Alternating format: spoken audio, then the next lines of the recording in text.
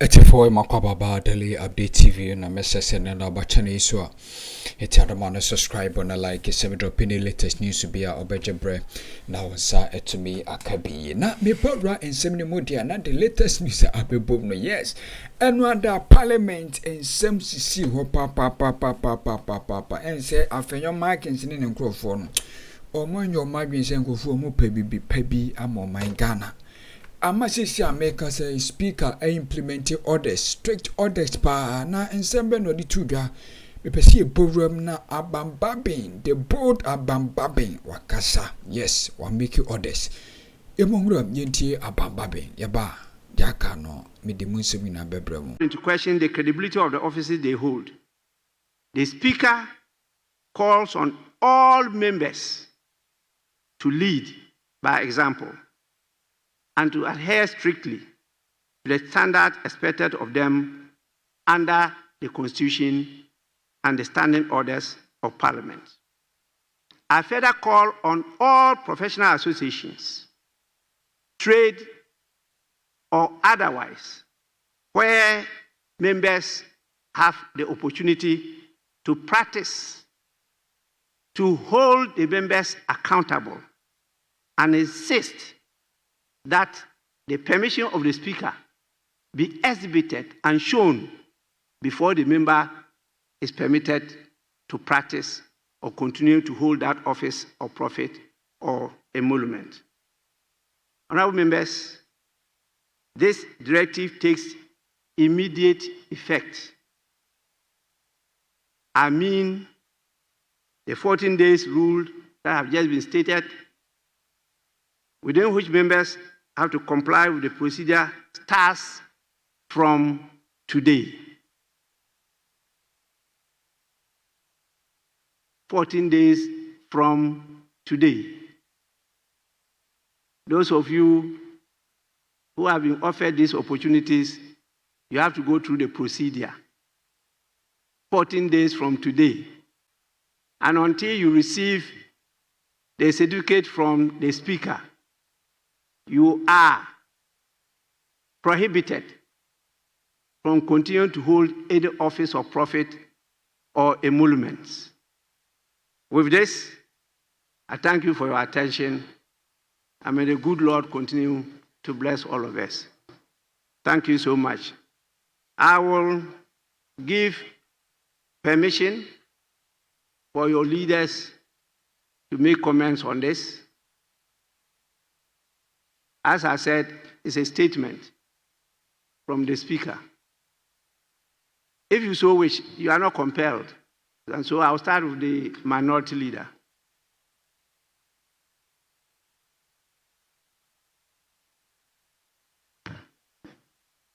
Mr. Speaker,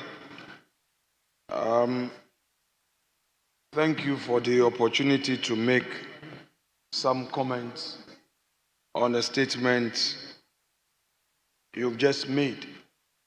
Mr. Speaker, I believe that the essence of this statement from you is to sanitize the whole process of members having to engage in some other activity. Mr. Speaker, whereas I am clear on my mind regarding members holding office of profit, a requirement for the committee chaired by the second deputy speaker to provide some exemption to enable the member practice his or her profession. I'm clear on my mind on that one. Regarding a deputy minister or a minister of state or a member of parliament sitting on a public board, that in all humility, I think I may have some disagreement with Right Honorable Speaker. But Mr. Speaker, these are views you've expressed, and I also hold the view that to the extent that you have made reference to the Constitution, perhaps, as you said, we all express views on the Constitution. Perhaps we may have to test the law on this particular matter, because my reading of the Constitution and our standing orders, it appears that the intendment is aimed at looking at those other activities that are undertaken by members outside of this house, but for profit. So I'm a lawyer, I go to court, and it is expected that I have to exhibit that warrant or that certificate which exempts me. But if I'm a member of this house and say I'm appointed as the chair of the premix board, or I'm appointed to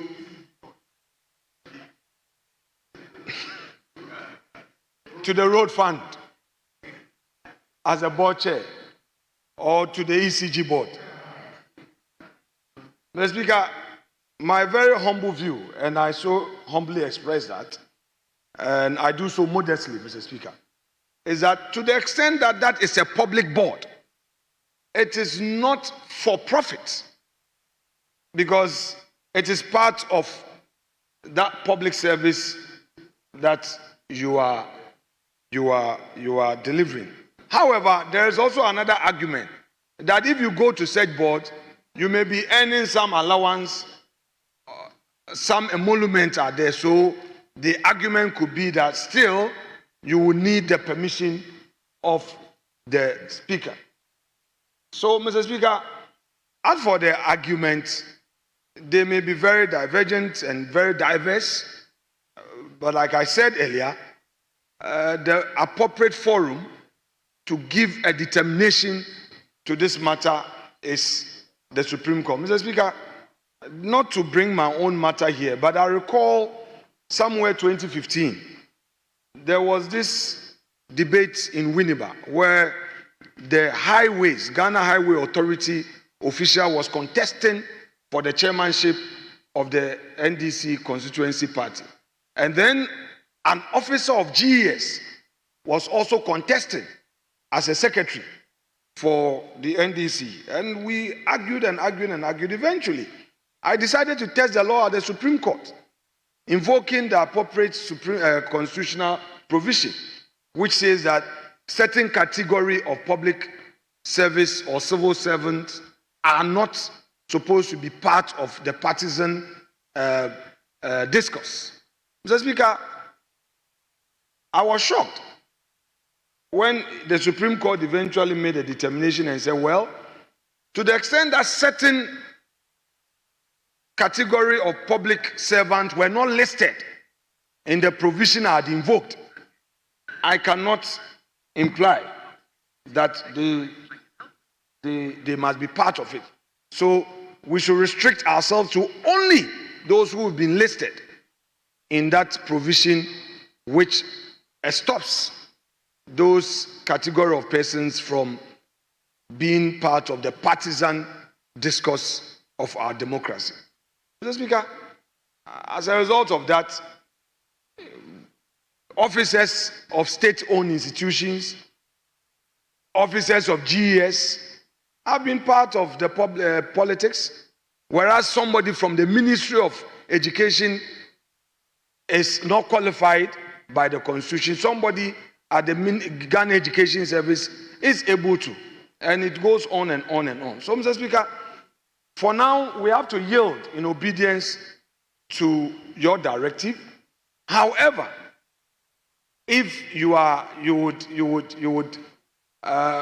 open to further discussion on this matter, I may want to suggest that Mr. Speaker may place the aspect of his directive that relate to public institutions on ice for us to test the law. It will be part of the democratic discourse. Why not? Mr. Speaker, I shall yield to my respected colleague, the majority leader, to have his bite on this matter.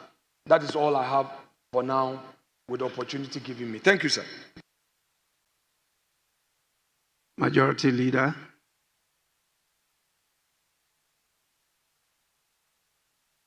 Thank you very much, Right Honorable Speaker. Right Honorable Speaker, I'm one of those that agree with you that we must do all in our power to strengthen Parliament. And in doing that, we must ensure that we have parliamentarians that will be independent-minded and will faithfully scrutinize executive action and ensure that the good people of this country get value for money, which is the investments that they make in us as members of Parliament. Indeed, some time ago, I used to share your position very strongly that members of Parliament should not be serving on boards because I thought that it compromised members of Parliament. Until somebody drew my attention to the fact that we have ministers who are also members of Parliament. If we do have ministers who are members of Parliament, who are in the executive, then the argument that a member of Parliament serving on a board, which is even a lower category than a minister, compromises that member, falls flatly on his face. And so, Mr. Speaker, I abandoned that position and yielded to the posture where members of Parliament can be appointed to serve on boards. If members of Parliament can be made ministers of state, if they can be made deputy ministers of state, and when they are ministers of state and deputy ministers of state, they can also statutorily serve as members of boards or even chair some boards, then it becomes difficult to hold on to a position that other colleague members of Parliament who have not become ministers of state or deputy ministers of state cannot serve in a subsidiary organization of a ministry, which is a board under a ministry or some state-owned enterprise. And so I, honestly, Mr. Speaker, have abandoned my position that members of Parliament cannot serve on boards, both statutory and state-owned boards. But Mr. Speaker, I think that we must, in doing this, be mindful of not placing people in positions where they will be compromised. Their position as board members, their position as board members or even chairpersons will compromise them and make it impossible for them to exercise scrutiny and oversight. Mr. Speaker, it might be the case that having members on these boards will enhance the boards, will strengthen the boards, will make the boards more efficient, because there are members here who are very capable, very competent, and when they serve on boards can really offer leadership.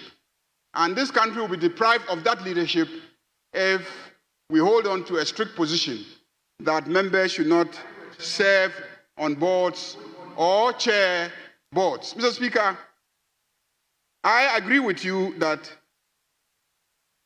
whatever the case, the Constitution is clear and our standing orders are also clear on the requirement to apply to the Office of Profit Committee for you to approve the occupancy of these board chairmanship or board membership positions. So, Speaker, I think members are already applying, and I recall last week some members approached me to urge the chairperson of that committee to start sitting. And I'm told that this morning the committee actually started sitting, and members have started submitting applications to the committee. Mr. Speaker, unfortunately, in the case of membership of boards, it will be difficult for a member to know whether or not he will be on a board and then apply to the committee ahead of time for approval to then go and occupy that board. It is almost impossible to know whether you'll be on a board or not. So I think that consistent with what we have done in this House, being ingenious and innovative in enforcing our standing orders, such as we have done when it came to the Subsidiary Legislation Committee, where we consider allies before they are late. Mr. Speaker, pre-laying arrangement that we have in this House, in the case of members who are on boards, we may waive or we may ignore the requirement of prior approval of your committee before they occupy those boards. And like we have done in the case of statutory legislation, if the member is appointed by the president, then the member can apply to the committee for the committee to then provide clearance, and then the process will be ratified. So, Mr. Speaker, I do agree with you. I urge all members who are on board to quickly submit their applications to the committee, and I urge the committee to fast-track the process, except that, Mr. Speaker, I want to plead with you, and this is a plea, that the 2 weeks is indeed quite, Mr. Speaker, quite a difficult timeline. Mr. Speaker, there are many members who are serving on boards, and there are many who are running their private companies. There are many who have their own private companies, they are serving on boards. Mr. Speaker, I know someone who runs a big haulage company, a very big haulage company in this chamber.